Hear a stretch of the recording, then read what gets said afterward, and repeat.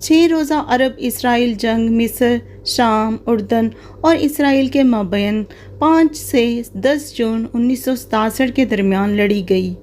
اس جنگ میں عربوں کو شکست کا سامنا کرنا پڑا تھا۔ اسرائیل کی اعلان آزادی کے بعد 1948 کی جنگ کے بعد اسرائیل اور اس کے عرب ہمسایہ ممالک کے درمیان ایک طویل تناؤ رہا تھا۔ سوئس بحران نے 1956 میں دیکھا تھا کہ فرانس اور برطانیہ کی پشت پناہی کے ساتھ فوجی کارروائی میں اسرائیل نے جزیرہ نما سینا پر حملہ کیا تھا۔ اس آپریشن کا ایک مقصد آبنائے تیان کو دوبارہ کھولنا تھا، جو سن 1950 سے مصر کی جانب سے اسرائیلی جہازوں کے لیے بند تھی۔ اسرائیل اور عربوں کے مابین تعلقات ابھی بھی سخت سرد تھے جب مصری صدر جمال عبد الناصر نے مئی 1967 میں اعلان کیا تھا کہ آبنائے تیان کو پھر سے اسرائیلی بحری راستے کے طور پر بند کر دیا جائے گا۔ اس کے باوجود کہ اسرائیل نے دھمکی دی تھی کہ یہ جنگ کا باعث بنے گا۔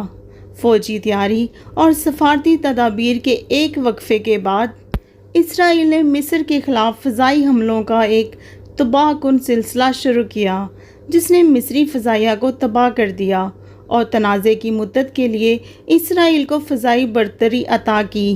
اسرائیلی زمینی فوج نے کچھ دن میں صحرائے سینا پر حملہ کیا اور اسے فتح کر لیا۔ اس وقت انہوں نے 7 جون تک مغربی کنارے میں اردن کی افواج کو شکست دے کر اس پر قبضہ کر لیا۔ 9 جون کو اسرائیل نے اگلے دن تک یہ علاقہ اپنے قبضے میں لے کر گولان کی پہاڑیوں میں شام کے ٹھکانوں پر حملہ کیا، جس کے بعد عرب ریاستوں نے اسرائیل کے ساتھ امن معاہدوں پر دستخط کیے۔ اسرائیل کی کامیابی نے دنیا کو دنگ کر دیا۔ اس کے جواب میں بہت سے یہودیوں کو عرب ممالک سے بے دخل کر دیا گیا۔ اس جنگ کے نتیجے میں اسرائیلی دفاعی فورس میں اعتماد کا احساس پیدا ہوا، جس کی وجہ سے 1973 کے بعد کی جنگ میں عربوں کو ابتدائی کامیابی حاصل ہوئی۔ حالانکہ آخر کار اس جنگ میں بھی اسرائیل غالب رہا۔ مصر اور اردن نے 8 جون کو جنگ بندی پر اتفاق کیا اور شام نے 9 جون سے 11 جون کو اسرائیل کے ساتھ جنگ بندی پر دستخط ہوئے۔ جنگ کے نتیجے میں اسرائیل نے مصری، شامی اور اردن افواج کو مفلوج کر دیا تھا۔ اسرائیل نے 20,000 سے زیادہ فوجیوں کو ہلاک کر دیا تھا، جبکہ اس کی اپنی ہلاکتیں 1,000 سے بھی کم تھیں۔ اسرائیلی کامیابی ایک جامع حکمت عملی اور عرب ریاستوں کی ناقص قیادت کا نتیجہ تھی۔ اسرائیل نے غزہ کی پٹی اور جزیرہ نما سینا پر قبضہ کیا۔ مغربی کنارے بشمول مشرقی یروشلم، اردن سے اور گولن کی پہاڑیوں تک اگلے سالوں میں اسرائیل کے بین الاقوامی موقف میں بہت زیادہ بہتری آئی۔ اس کی فتح نے مصر، اردن اور شام کی تذلیل کی، جس کی وجہ سے ناصر شرم سے مستعفی ہو گیا۔ بعد ازاں ان کے استعفے کے خلاف مصر میں احتجاج کے بعد انہیں بحال کر دیا گیا۔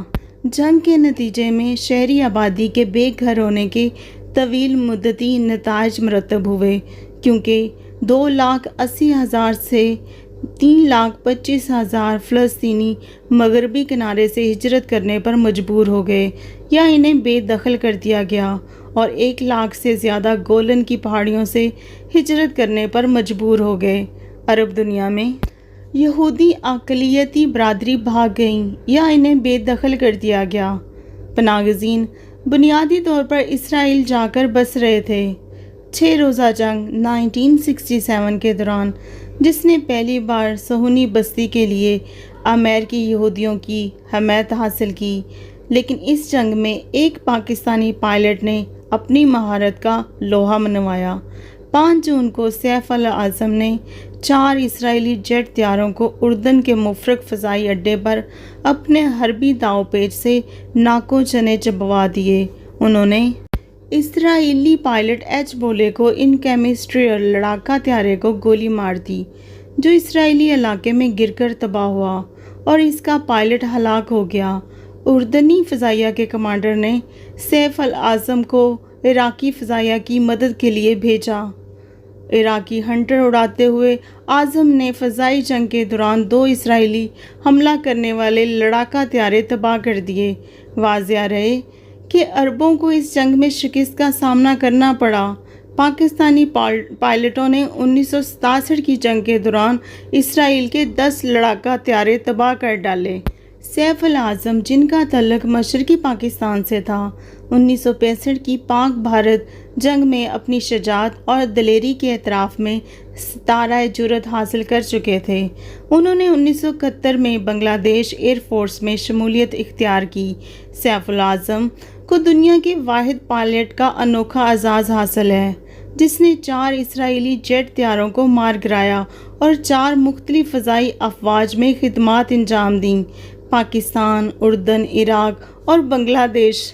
انہوں نے 2 مختلف فضائی افواج کے خلاف 3 طرح کے فوجی ہوائی جہازوں کو گولی مار کر تباہ کرنے کا عالمی ریکارڈ اپنے نام کر لیا۔ تاریخ میں سیف العاظم فضائی جنگ میں سب سے زیادہ اسرائیلی لڑاکا طیارے مار گرانے والے پائلٹ ہیں۔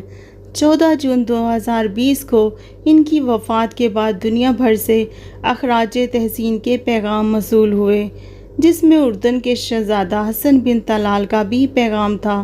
تمام اردن کے لوگوں کی طرف سے اظہار تعزیت کرنے کے لیے پاک فضائیہ کے سربراہ ایئر چیف مارشل مجاہد انور خان نے ایک بیان میں سیف العاظم کو شاندار خراج تحسین پیش کیا کہ مرحوم گروپ کیپٹن ایک غیر معمولی لڑاکا پائلٹ تھے جنہیں اپنی بہادری اور پیشہ ورانہ مہارت کے لیے یاد رکھا جائے گا۔